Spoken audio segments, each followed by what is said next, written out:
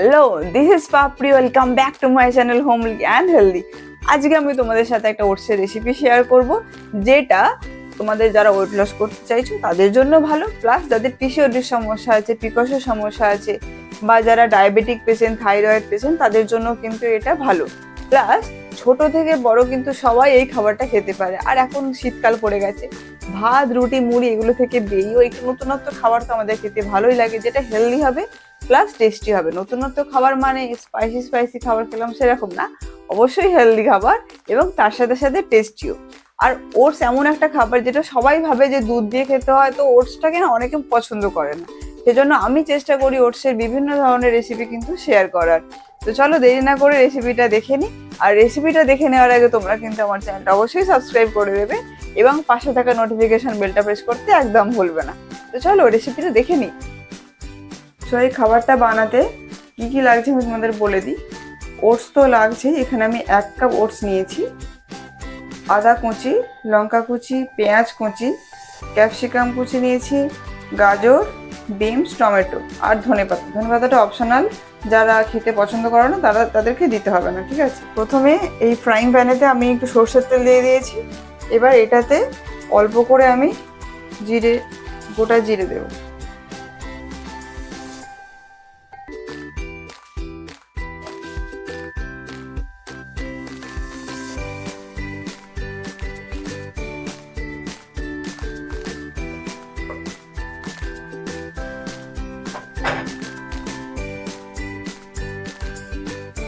জিরেটা হালকা করে লাল লাল হয়ে এসেছে। এবার এটাতে আমরা পেঁয়াজ কুচি আর লঙ্কা কুচিটা দিয়ে দেবো।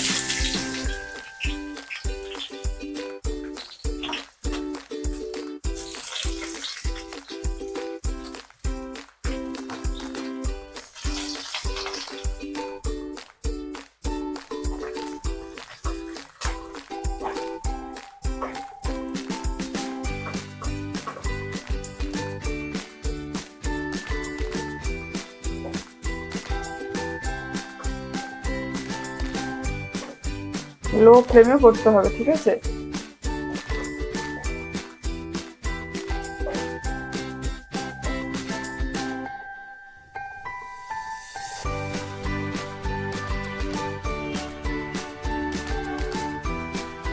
পেঁয়াজটা হালকা লাল লাল ভাজা হয়ে গেছে। এবার এটাতে আমরা দিয়ে দেবো আদা কুচি।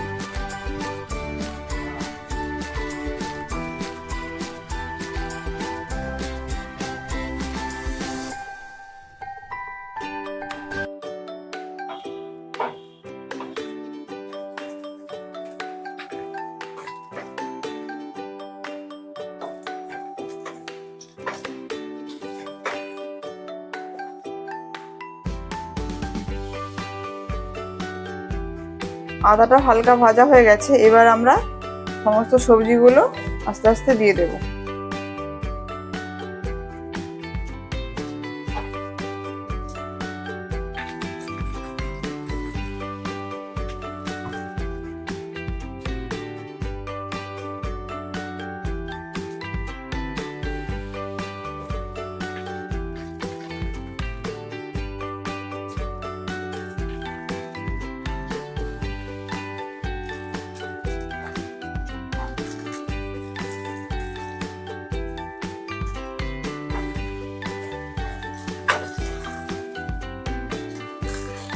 ভালো করে এটাকে বেশ কিছুক্ষণ ধরে হালকা করে সটে করতে হবে।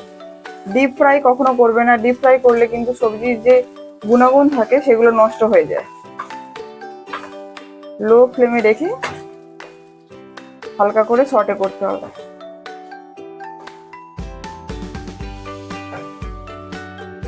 তোমরা দেখতে পাচ্ছ সবজিগুলো অনেকটাই হালকা করে ভাজা হয়ে গেছে।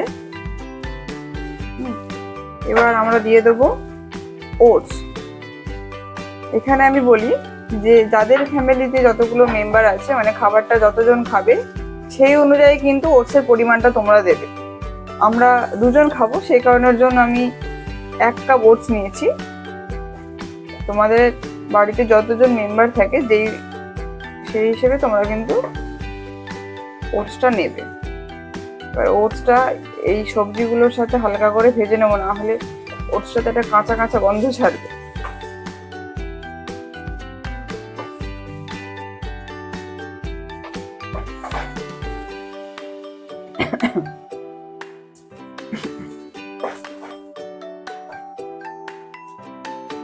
বারবার বলছি, পুরো রান্নাটাই কিন্তু লো ফ্লেমে করবে, যেহেতু অল্প তেলে রান্না হয়। হাই ফ্লেমে করলে জিনিসটা পুড়ে যাওয়ার সম্ভাবনা থাকে।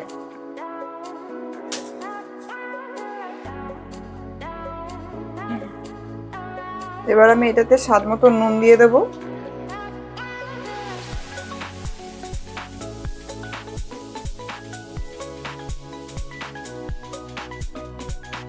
অল্প করে হলুদ গুঁড়ো দেবো।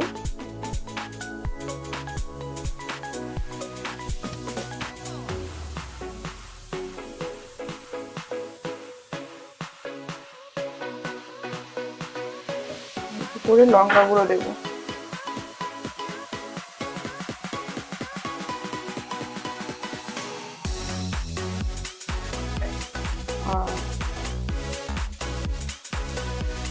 জিরে গুঁড়োটা আমার ভালো লাগে, জিরে গুঁড়োর গন্ধটা আমার ভীষণ ভালো লাগে, তাই আমি অল্প করে দিলাম।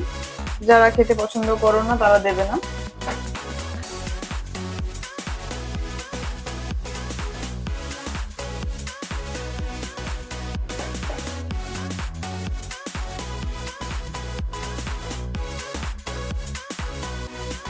এবার আমি এটাতে জল দিয়ে দেব। ওটস সেদ্ধ হতে বেশি সময় লাগে না, তাই আমি হাফ গ্লাসের মতো জল দিয়ে দেবো। সবজিগুলো সেদ্ধ হতে যতটা জল লাগে ততটাই।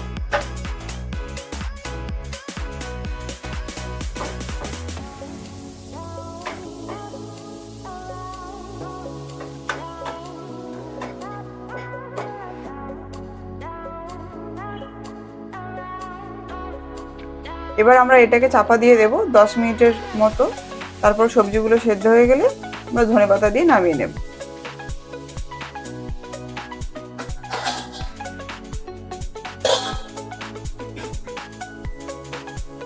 আমরা দেখতে পাচ্ছি যে এটা অনেকটাই হয়ে এসেছে। এবার আমরা ধনেপাতাগুলো দিয়ে দেব।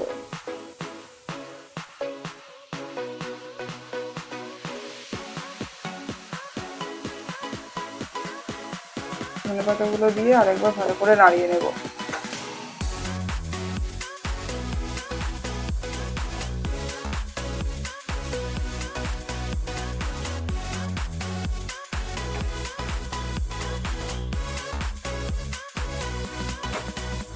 এটা ভীষণ ভালো খেতে লাগে শীতকালে, ঠিক আছে। সবসময় তো রুটি ভাত এগুলো খেতে আমাদের ভালো লাগে না, একটু ঘুরিয়ে ফিরিয়ে খেতে ভালোই লাগে।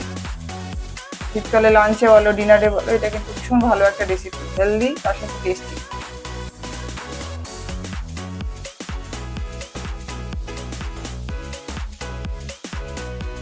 খাবারটা প্রায় রেডি হয়ে গেছে, ঠিক আছে। এবার এটাকে আমরা সার্ভ করে দেবো।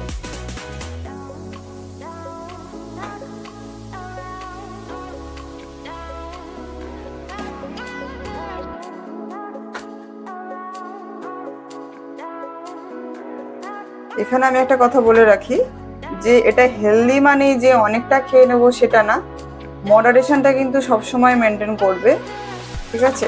ক্যালোরি ডেফিসিটে কিন্তু খাওয়া দাওয়ার চেষ্টা করবে, তোমাদের যতটা ক্যালোরি দরকার সেই পরিমাণ খাবে। হেলদি মানে যে পেট ভর্তি করে খেয়ে নিলাম তখনই কিন্তু আমরা ওভার ইটিং করে ফেলি, আমাদের শরীরে বেশি ক্যালোরি চলে যায়।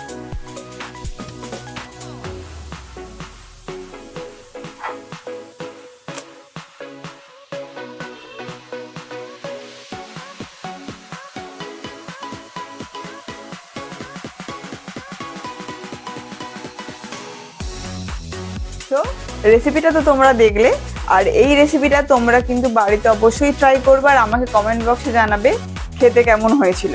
আর একটা পয়েন্ট বলে রাখি, যারা কনস্টিপেশনের সমস্যায় ভোগো তাদের জন্য ওটস কিন্তু ভীষণ ভালো একটা অপশান, কারণ ওটসে প্রচুর পরিমাণে ফাইবার থাকে। আর আমি আরও চেষ্টা করব এরকম নতুন নতুন রেসিপি তোমাদের সাথে শেয়ার করার। আর আজকের ভিডিওটা এতটাই। ভিডিওটা ভালো লেগে থাকলে please do like share and subscribe. তোমরা সবাই ভালো থেকো, সুস্থ থেকো, love you all, take care, tata.